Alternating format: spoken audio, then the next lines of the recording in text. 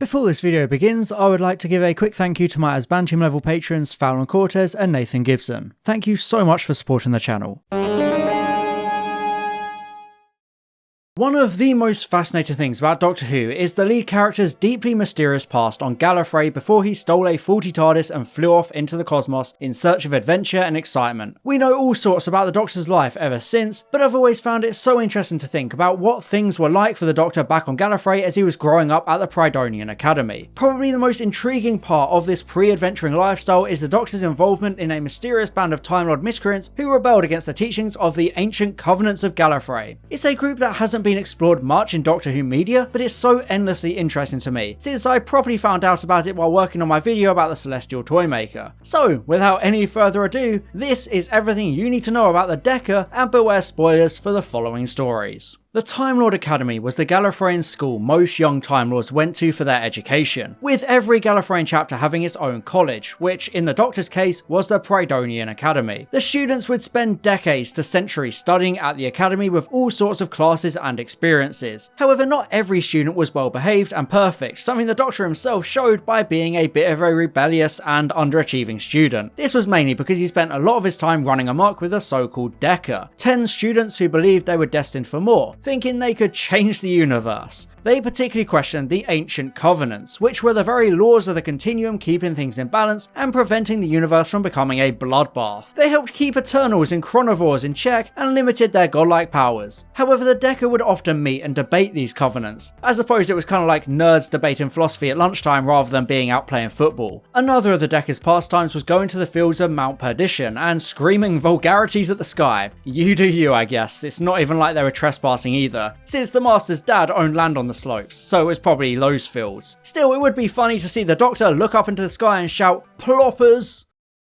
But who was actually in the Decker? Well, obviously there was the Doctor, who went by the nickname of Theta Sigma. Obviously the Doctor's earliest years are contradictory and unknown, but I think it's safe to say he was the central figure of the Decker, bringing a lot of the group together. He was joined, of course, by the Master, who had become friends with on their first day at the Academy, although we all know how their relationship would ultimately end up. The Doctor and the Master were incredibly close and spent a lot of time together, but they weren't just a duo running amok. Indeed, the Doctor had been playing hide and seek with the Rani since they were young children, frustrating her endlessly at always finding her. The Decker originally started off as this trio of friends, with the Rani being the smartest of them all. These three were probably the tightest knit bunch of the Decker, especially since the Doctor leaving Gallifrey is what inspired the Master and the Rani to also turn renegade and leave the planet. Lastly, for the most significant members of the Decker, the monk, or Mortimus, had also once been friends with the Doctor and presumably joined the Decker because of how boring he found the Academy. Like seriously, he hated it and dropped out entirely. He was always more interested in meddling and exploring secrets. For example, during these days,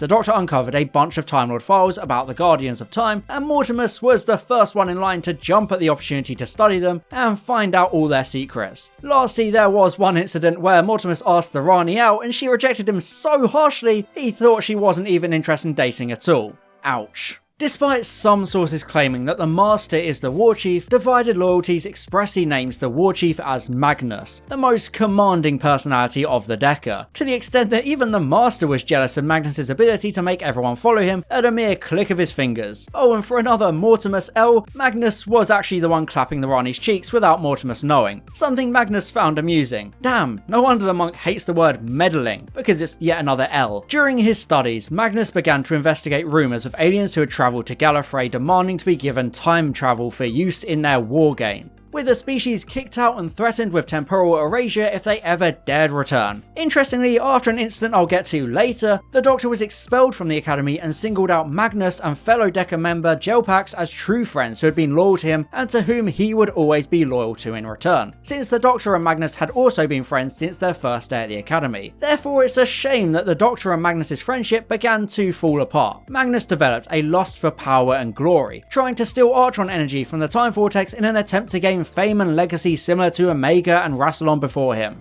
However, when the Doctor stopped Magnus, the latter never forgave him and eventually became a bitter enemy of the Doctor, particularly after Magnus left Gallifrey in a later incarnation and discovered the aliens he'd read about so many years before, becoming their War Chief and battling the second Doctor in the War Games. Time Lord school reunions hit a little bit differently, I guess.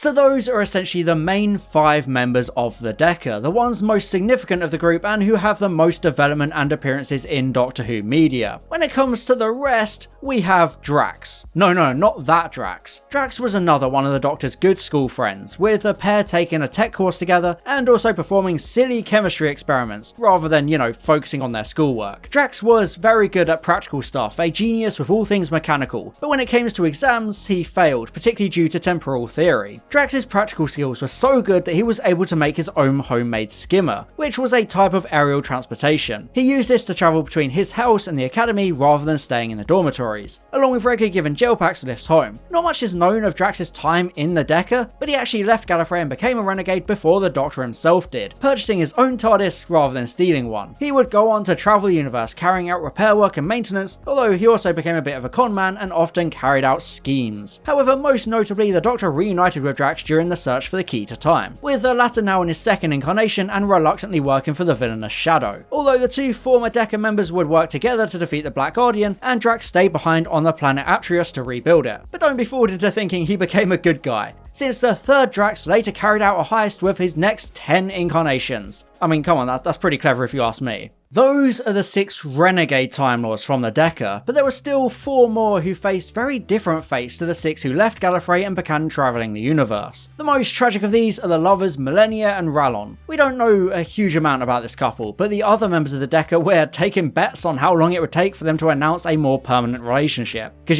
we all know that one school couple. Millennia was from the powerful house of Brightshaw, much like future Time Lord President Livia Corrales, and she was a naive and gentle girl with naturally long hair. Rallon, on the other hand, was a big guy, with the book Divided Loyalties describing his hands as larger than both the Doctors put side by side. Rallon was one of the older members of the Deca, becoming a junior Time Lord before almost any of the others, with only Vansel and the Rani also attaining the rank by the time of the Deca's dissolution. Rallon was older than Millennia, suggesting that she still had a lot of maturing to do despite all her skills in cosmic sciences and transcendental engineering, but he was smitten with her nonetheless. At some point during Rallon's final year at the Academy, the Doctor managed to steal secret Time Lord information, including Rassilon's speculation of beings known as toy makers. The Deca were very excited at the prospect of exploring the universe, but Drax and the Rani were busy with an Academy project, and Magnus didn't want to risk his chance of becoming a Time Lord. So the Doctor, Rallon and Millennia stole a Type 18 TARDIS by themselves to go in search of these toy makers, as they're called. When they arrived at the Celestial Toy Room, Rallon vanished and Millennia was immediately terrified and wanted to go home. However, it turned out that the Celestial Toy Maker had stolen Rallon's body and taken his form due to the long lifespans of Time Lords, wearing his body throughout the majority of his appearances in Doctor Who media. Whilst the Toymaker allowed the Doctor to escape, he turned Millennia into a string puppet for his toy room, and the Doctor was expelled from the Academy as a result of the misadventure. It was only in his 5th incarnation that the Doctor was able to separate Rallon and the Toymaker, granting him one last chance to say goodbye to his old friend and accept that Rallon and Millennia's fates weren't his fault, since they chose to travel with the Doctor of their own accord, so the Doctor was absolved of his guilt. Rallon then triggered all 12 regenerations at once to temporarily stop the Toymaker, freeing Rallon and Millennia into death, where they could be reunited, like a cute couple in death.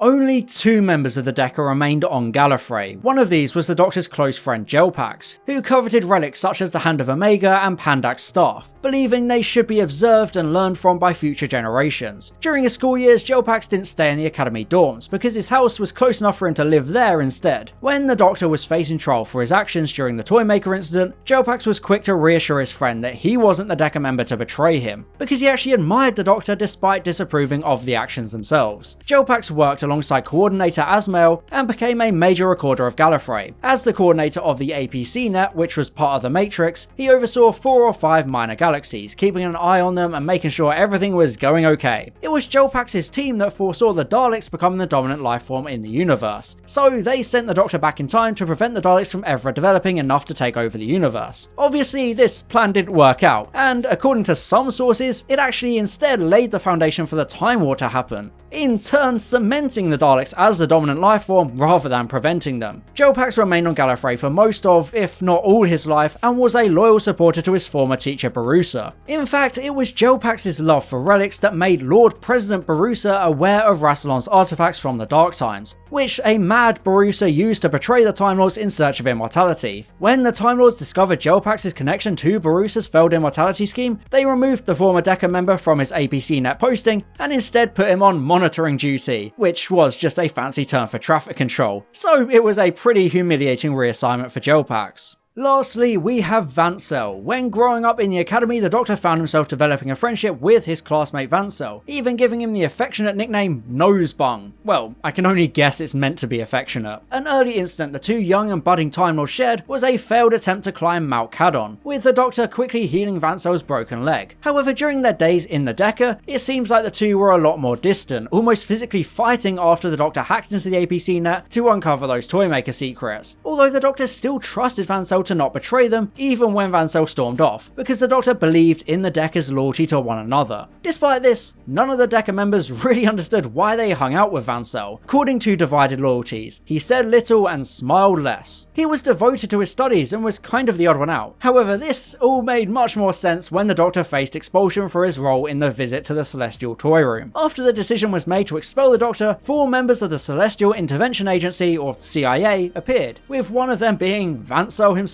Wow, he was the traitor all along? What a shock! Indeed, Vansel had been a spy since day one and had been planted to watch the Doctor specifically because of the Doctor's potential. After this, Vansel no longer needed to pretend to be a regular student, continuing his service to the CIA in a much more official capacity, and he rose to the role of coordinator between the CIA and the High Council itself, becoming one of the most powerful people on Gallifrey at that point. It was Vansel who set up the 6th Doctor's trial because he was determined to maintain the web of time and preserve Gallifrey's power in the universe. However, Vansel would then become a victim of his own ambition when he was manipulated by the Nether people, Gallifreyans who were removed from the web of time itself. He was possessed by anti-time energy and tried to overthrow President Romana, but she helped him overcome it and he sacrificed himself to trap the Nether people inside the reactors of a Gallifreyan time station. After his death, Vansel's role as coordinator of the CIA was taken over by Narvin, who is, his own complicated story. Despite the Decca having 10 members, there was also an unofficial 11th, who was a mentor of sorts for the group. This was the Hermit, a Gallifreyan who lived on a mountain behind the Doctor's house and tutored the young would-be Time Lord during his early years. He told young Gallifreyans all sorts of wild and wonderful stories about the vampire swarms and the legions of the Sphinx. The Third Doctor even referred to him as a guru of sorts, carrying his knowledge through his many lives. The Hermit was an informal advisor to the Decca, giving them ideas and helping them with some of their ambitions. Doctor Who media is a bit inconsistent when it comes to the actual identity of this Hermit, but I like to think of him as Campo Rinpoche from Planet of the Spiders, a mysterious Time Lord hiding out on Earth as the abbot of a Buddhist meditation centre with his next incarnation, and preparing the Brigadier and Sarah Jane for the Third Doctor's regeneration, a process in which he directly assisted in. The Hermit wasn't super involved with Decca, he wasn't exactly Zordon over here, sending the Decca out on missions and guiding them. Instead, it was more like a random guy in a cave they could go to and chat every now and then. I guess there's just no concept of stranger danger over there on Gallifrey.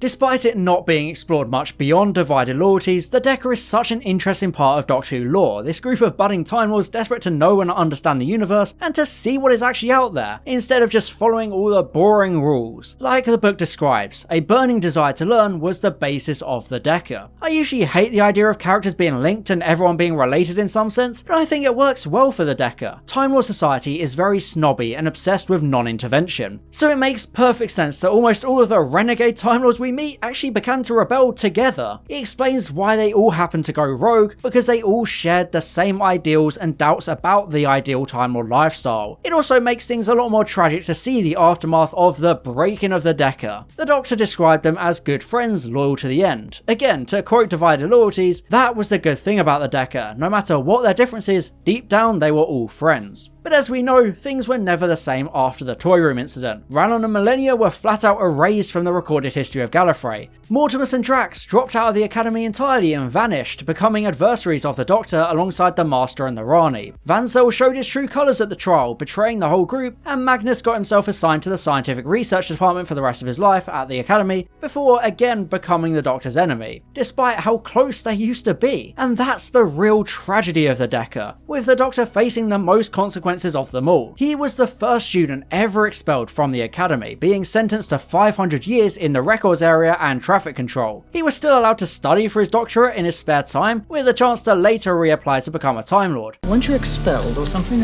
Some scandal? Oh, it's all been forgotten about now, boy. But the damage was much more severe than that. To my knowledge, Gelpax is the only Time Lord of the group to remain actually friendly with the Doctor, with the other 8 serving as constant reminders of the Doctor's failures. Every time the protagonist comes across the Master, the Rani, the Monk, or the War Chief, or even the Toymaker, it's a window into this sad past, a reminder of how close they once were, so it helps you realise just how much the Doctor wants them to become good again, to relive those glory days of the Decker. Because, you know, they were his friends and now they all want to kill him. And on that depressing note, thank you for watching, and I hope you enjoyed this look into some more obscure Doctor Who lore.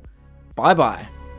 And a special thank you to my Bantam level patrons Fallon Cortez and Nathan Gibson, my Platinum level patrons Maximilian Foreman and Nick Skames, and all my Gold level patrons Boots, Calvin, Daniel Shillito, Franzorn aka Line Vortex, Herna Verzog, Robert Hock, and Tom Azar. Thank you so much for your support.